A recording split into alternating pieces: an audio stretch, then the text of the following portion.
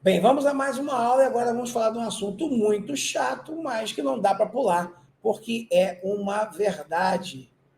Lidando com as perseguições internas.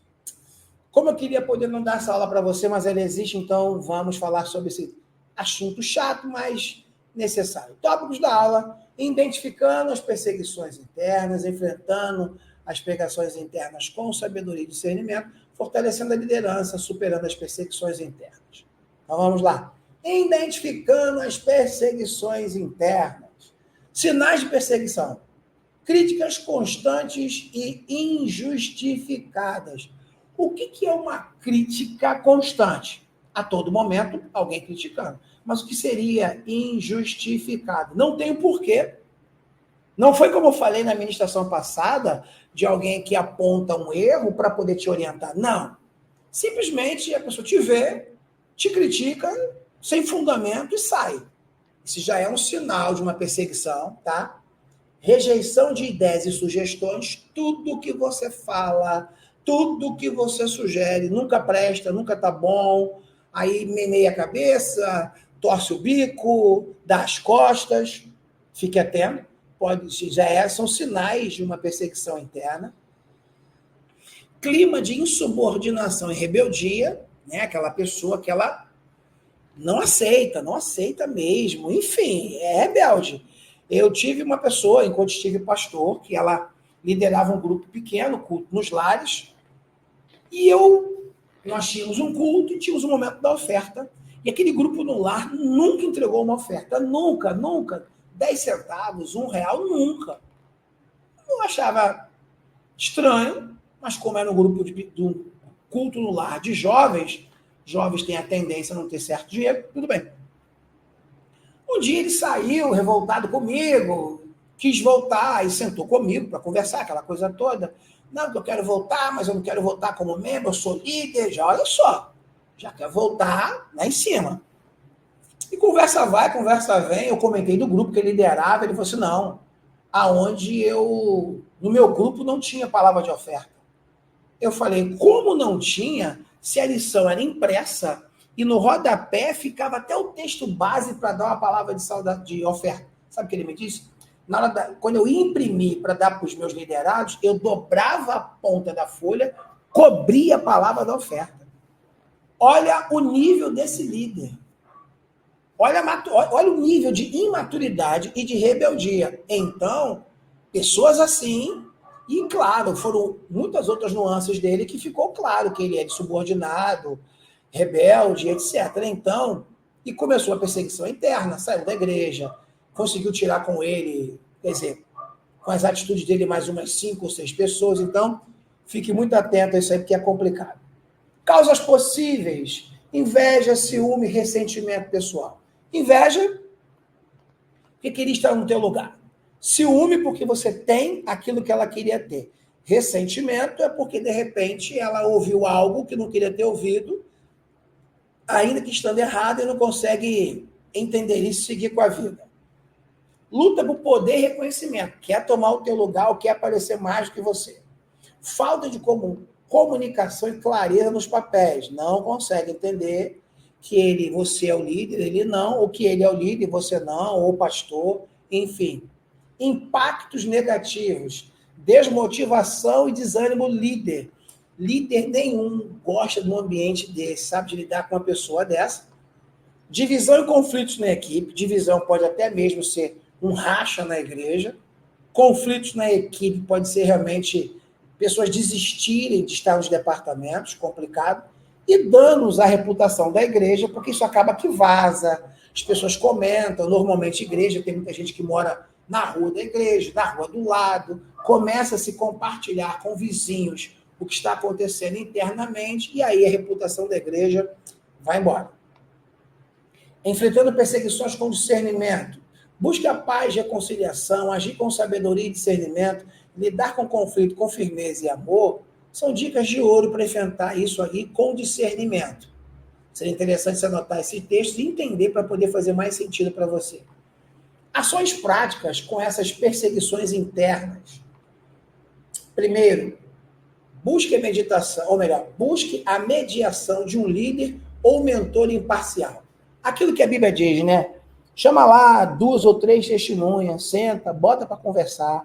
Se você é líder de departamento, está tendo um problema com o teu liderado, vai no pastor, estou com esse problema com fulano, queria um gabinete com o senhor para a gente poder alinhar isso, está muito complicado, está fazendo mal para mim, talvez para ele, para a igreja, para o reino, e chama alguém para poder mediar essa conversa, né, para poder tentar melhorar as coisas aí, claro, que debaixo de muita oração, porque se o nível de rebeldia dessa pessoa foi muito alterado, ele vai entender que foi um complô, que armaram para ele ser humilhado, ser subjugado, enfim.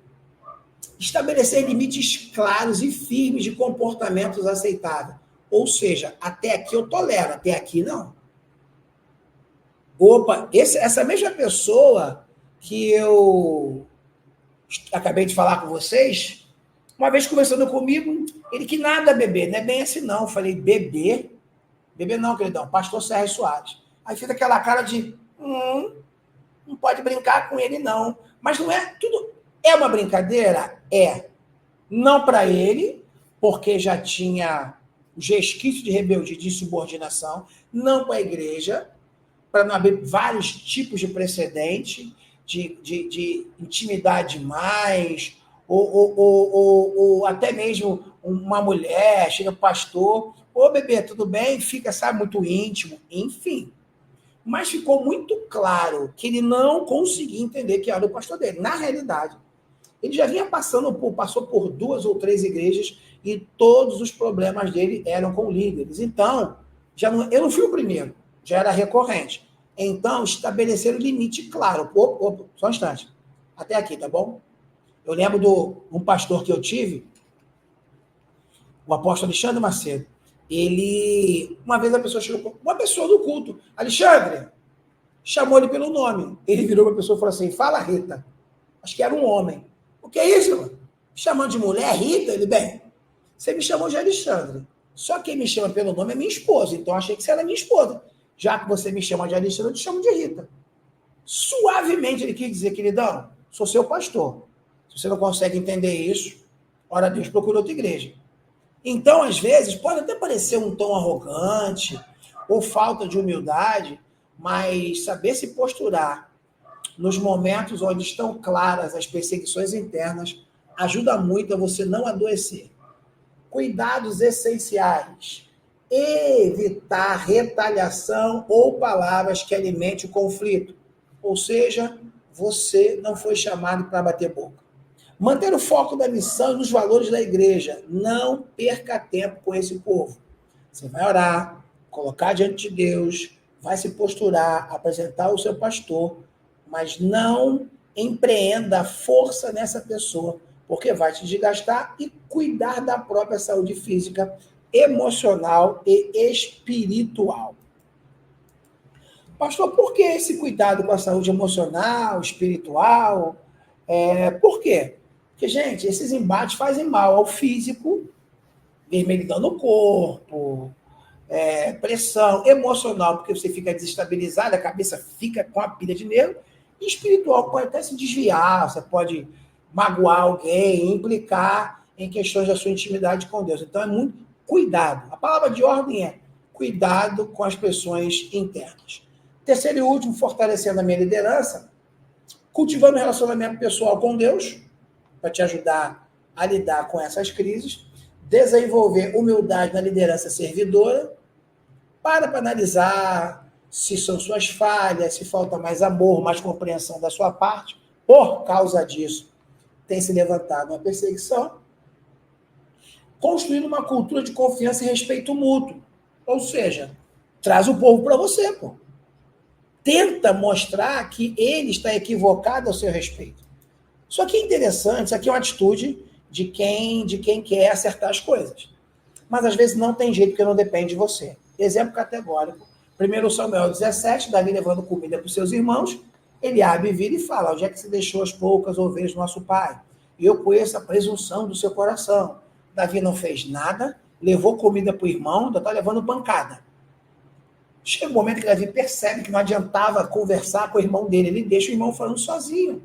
Então, tem essa percepção de fazer o seu melhor para amenizar, sim, mas a gente tenta andar em comum com todos, mas tem gente que não quer. E aí eu sigo o exemplo de Jesus. Jesus nunca perdeu tempo com quem não queria. Não é você que vai perder, tá bom? Então, Deus abençoe com mais essa palavra. Lidar com perseguições eternas é um desafio, tá? Mas não se deixe vencer por isso, não. Jesus foi perseguido, os grandes nomes da Bíblia foram perseguidos, não ia ser você e eu que seríamos exemplos, mas não se deixe abater e nem esmorecer no seu chamado por causa de perseguições. Deus abençoe, vamos à próxima